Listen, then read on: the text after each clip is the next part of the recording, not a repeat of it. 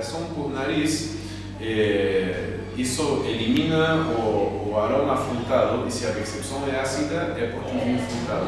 Se cortando a respiração por nariz ainda se percebe açucarado, é que o vinho tem açúcar.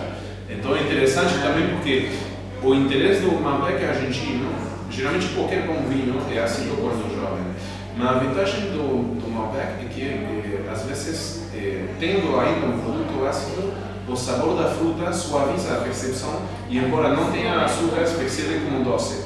Isso pode fazer que um vinho tenha grande potencial de guarda, já desde jovem tenha um sabor equilibrado graças à expressão da fruta.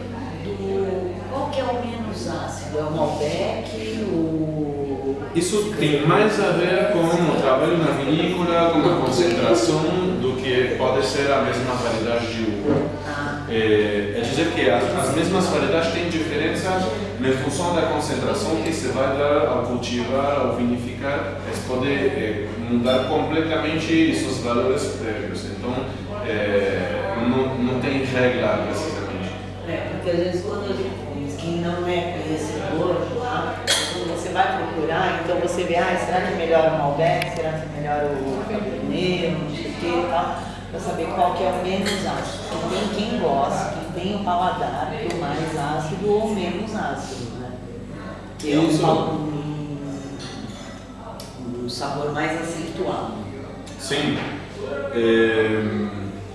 É difícil porque sempre está o gosto pessoal também. Mas sim, podemos dizer, por exemplo, bom, aqui em Mendoza o Malbec é a uva que naturalmente melhor cresce, porque o clima está justo, ideal para Malbec. Então é pouco provável que se a gente tem um Cabernet Sauvignon ou um Malbec em Mendoza, muito possível que o Malbec seja o melhor.